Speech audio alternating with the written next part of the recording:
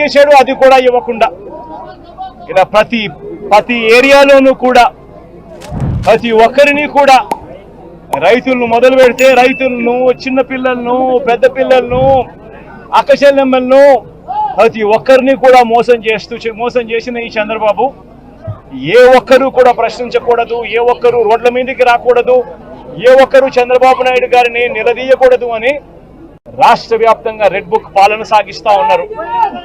Red book పాలనలో చంద్రబాబు నాయుడు ఆయన కొడుకు రాష్ట్రంలో రెడ్ బుక్ పాలన వాళ్ళు తెరిచి కక్ష సాధింపు చర్యలు వాళ్ళు చేస్తూ ఉంటే అక్కడి నుంచి మొదలైతే నియోజకవర్గ స్థాయిలో ఎమ్మెల్యేలు, మండల స్థాయిలో మండల నాయకులు, గ్రామ స్థాయిలో గ్రామ నాయకులు వీళ్ళందరూ కూడా రెడ్ బుక్లు వాళ్ళు తెరిచేసి వాళ్ళు ఊర్లలో ఆధిపత్యం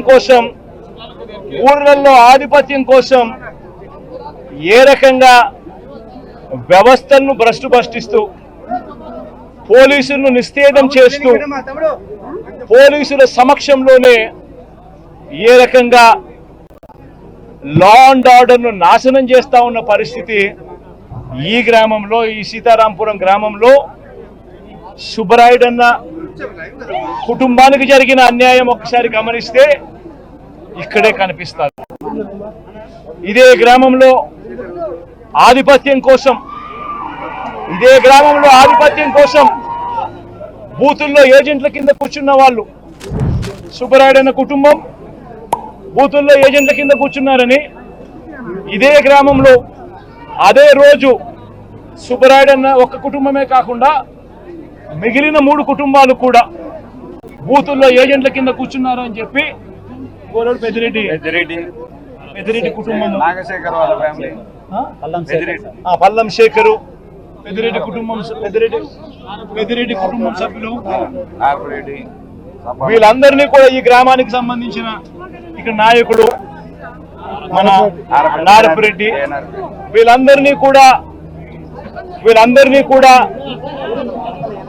చంపాలి అని ఏకంగా ఎంత దారుణంగా ఈ గ్రామంలో జరిగిన రాజకీయాలు చూస్తే నిజంగా ఆశ్చర్యం అనిపిస్తుంది.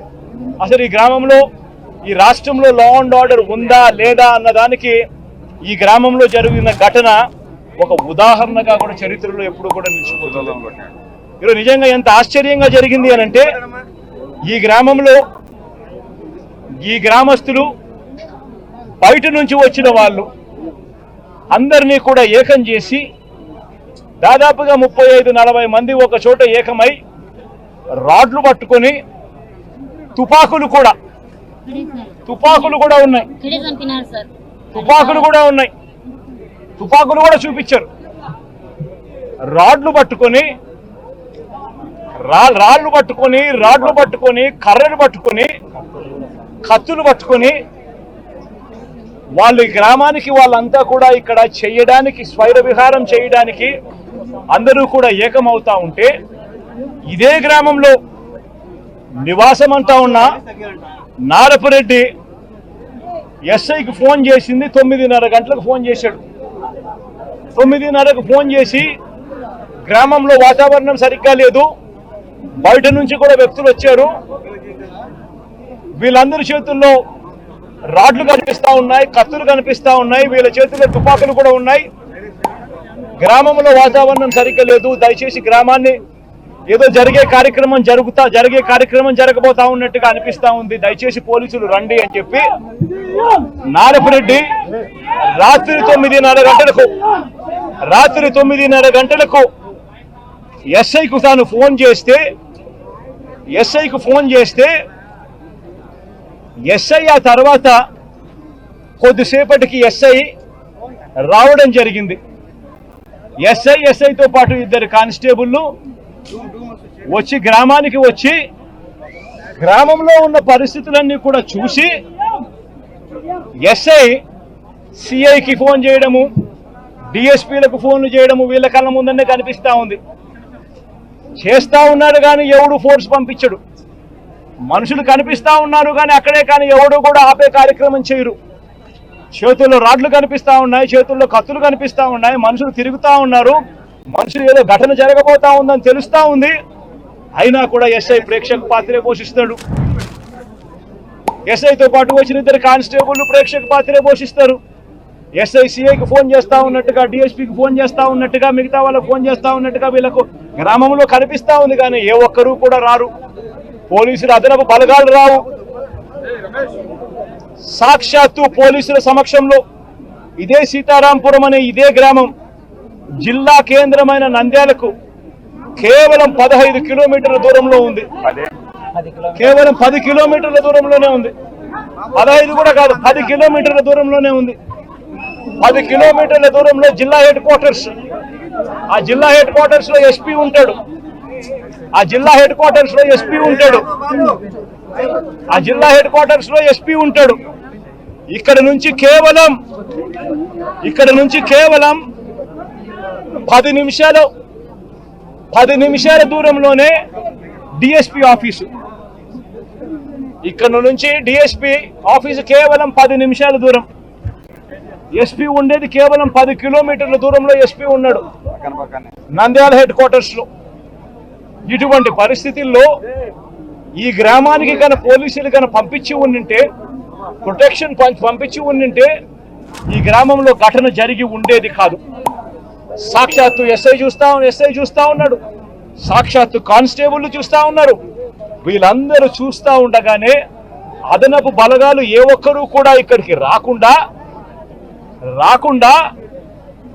12:20 ఏకంగా స్వైర విహారం చేస్తూ ఏకంగా ఇక్కడే ఇదే స్పాట్ లోనే ఈ గ్రామానికి సంబంధించిన అన్యాయమైన నాయకుడు, ఇక్కడ సంబంధించిన ఎమ్మెల్యేకి సంబంధించిన ప్రోద్బలం, ఇక్కడికి సంబంధించిన చంద్రబాబు నాయుడు గారు, లోకేష్ గారు, వాళ్ళిద్దరి అండదండలు, వీళ్ళందరి అండదండలతో పోలీసులు ఎవరూ కూడా పంపించకుండా, పోలీసులు ఎవరూ కూడా ఇక్కడికి రాకుండా సాక్షాత్తు ఎస్ఐ సమక్షంలో, సాక్షాత్తు ఇద్దరు కానిస్టేబుల్ సమక్షంలో స్వైర విహారం చేస్తూ ఏకంగా నరకడం జరిగారు. సుబ్బరాయుడిని హతమార్చారు, మిగతా ఇద్దరిని కొట్టారు, మిగతా 2 కుటుంబాలలో కొట్టారు. చివరికి సుబ్బరాయుడు భార్య పెద్దమ్మను నరికారు. ఇవన్నీ ఇక్కడే జరిగాయి, ఇదే గ్రామంలో జరిగాయి. కానీ ఎస్ఐ కానీ కానిస్టేబుల్ కానీ ఎవరు కూడా ఆపగలిగే పరిస్థితి కూడా లేదు. ఆపగలిగిన పరిస్థితి దేవుడెరుగు. అడిషనల్ ఫోర్స్ రాకపోవడం కదా దేవుడెరుగు. చివరికి వీళ్ళు హత్య చేసిన తర్వాత 12:59 ఆ ఫోన్ చేసిన 9:30 ఫోన్ చేసిన ఎస్ఐ వచ్చినాడు. ఎస్ఐ ఊరికి వస్తే ఎస్ఐ నారపరెడ్డిని నువ్వు పోలీస్ స్టేషన్కి వెళ్ళిపో అని చెప్పి ఎస్ఐ చెప్తే నారపరెడ్డి పోలీస్ స్టేషన్లో ఉండి 12:59 అంటే 1 గంటకు జరిగిన ఘటన తెలుసుకొని పోలీస్ స్టేషన్ నుంచి నారపరెడ్డి ఎస్పీకి ఫోన్ చేస్తాడు.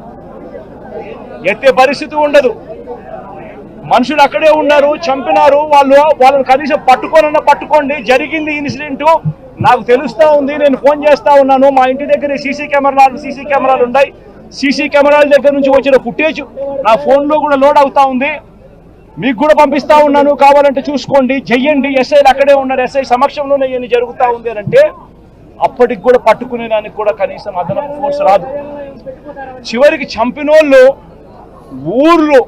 ఊరు దర్జాగా విడిచిపెట్టి వెళ్లే పరిస్థితి. చంపేసి ఎస్ఐ సమక్షంలో, కానిస్టేబుల్ సమక్షంలో, 2 కానిస్టేబుల్ సమక్షంలో చంపేసి ఊరు కూడా విడిచిపెట్టి వెళ్ళిపోతా ఉన్నారు చంపేసిన వాళ్ళు.